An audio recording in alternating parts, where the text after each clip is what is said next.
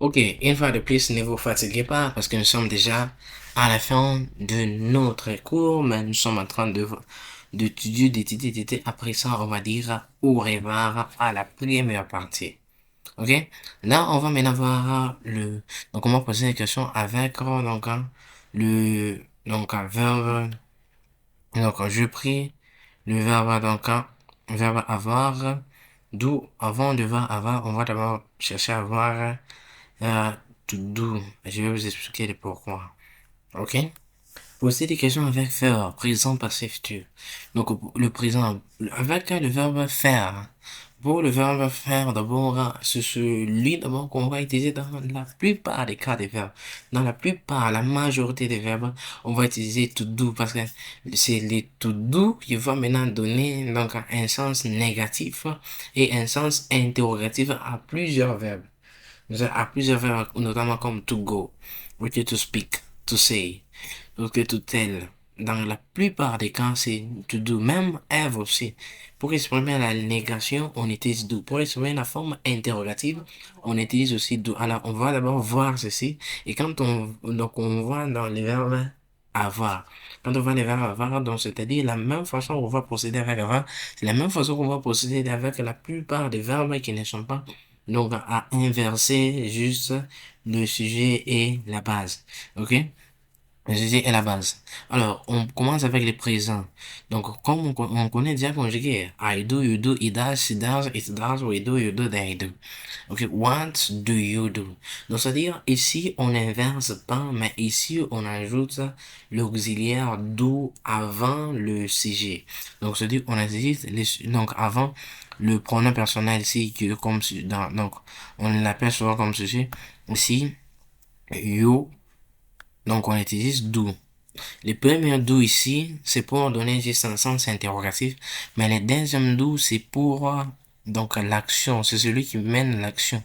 What do you do? Donc les deuxièmes do ici qui signifie qu'est-ce que tu fais? What do you do on weekend? Que fais-tu le weekend? What do you do on weekend? On weekends. What do you do on weekends? What do you do on weekend? Do you often do sports? Donc, vous voyez, on commence avec do, mais la phrase ici est telle comme, donc si j'enlève do au début, je peux prononcer juste en disant you often do sports. Ça signifie tu fais souvent les sports. Donc du sport, c'est fini. Mais si je vais poser une question, en ce moment-là, je vais placer do avant dans le pronom personnel. Vous voyez? Peu importe ce qu'il y a avant. Maintenant, moi, je vais poser par exemple, do you often do sports? What do you do on weekends?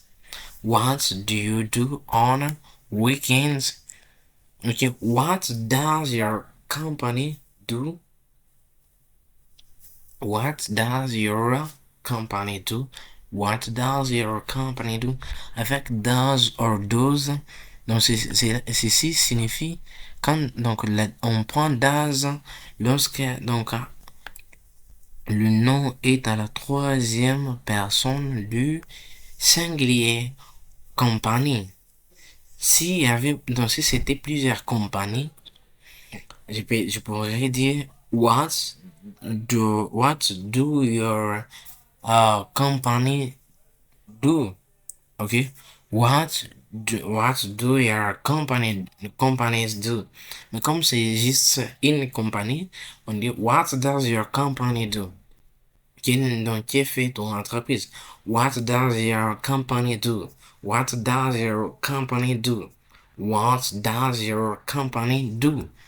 What does it feel so hot today? Pourquoi fait-il si chaud aujourd'hui? Why does it feel so hot today? Si vous voyez très bien, on utilise what, ok, pour poser une question, on utilise aussi where, ce sont des pronoms interrogatifs, ok, pronoms interrogatifs, voilà. What, why, when, ok, quand ils sont placés au début. Donc, non, ils ont je peux dire, fonctionne comme comme nature, pronom interrogatif. What, why, when, whose, ok? Ainsi de suite, whom, ainsi de suite. What, why does it feel so hot today? Comme it, c'est la troisième personne, alors on met does. What does it feel so hot today? What does it feel so hot today? Ok, does she, comme si déjà, c'est la troisième personne du singulier. Alors, on utilise does avant le pronom. Alors, quel est le pronom? C'est le pronom ici qui est she. What does she do her homework every evening? Pourquoi on utilise ici her? C'est à cause de she. Comme c'est une fille, on utilise her. Si c'était un gars, does he do is? Si c'était un gars, on devait utiliser is. Ok? On va voir ça aussi dans la deuxième partie. On va voir en détail les pronoms. Oh, en détail les pronoms et les adjectifs. Does she do her homework every evening? Does she do her homework every evening? Does she do her homework every evening? Does she do her homework every evening? Does he do his homework every evening? Does he do his homework every evening? S'il s'agit d'un gars, s'il s'agit de plusieurs personnes, ok? Do they do their homework every evening? Do they do their homework every evening? Okay. Do I do my homework every evening? Do I do my homework every evening? Do I do my homework every evening? Yeah, so easy. On utilise maintenant le passé. Pour le passé, c'est toujours avec le what, when, why. What did. Le passé, on met maintenant did avant le pronom. Maintenant, le did ici, donc on n'a pas de particularité en disant que c'est toujours à la troisième personne. Non, le did ici, c'est partout. Quel que soit les genres, troisième personne, du singulier, de pluriel, premier, deuxième, ainsi de suite. Exemple, what did you do last night? Hier soir. Quand tu fais hier soir. What did you do last night? What did you do last night? What did you do last night? Did you do this project alone? Did you do this project alone? Vous voyez comment? Donc, c'était le dit déplacé, le dit qui est là, le dit que placé avant le pronom personnel you. Donc le what n'a pas de problème, mais le dû de placer ou le dû de placer avant le pronom personnel, d'où ce n'est pas le didi qui fait l'action, mais c'est les do. Et quelque chose d'abord, quand on dit, donc quand on utilise dans les auxiliaires do avant les pronoms personnels, le verbe ne change pas de nature, le verbe reste tel qu'il est à l'infinitif, sauf qu'on enlève seulement to do. What did you, on ne peut pas dire, je l'ai dit, on ne peut pas dire what did you to do last night, non, mais on va dire what did you do. On enlève les tout, mais on prend le do dans sa forme naturelle à l'infinitif.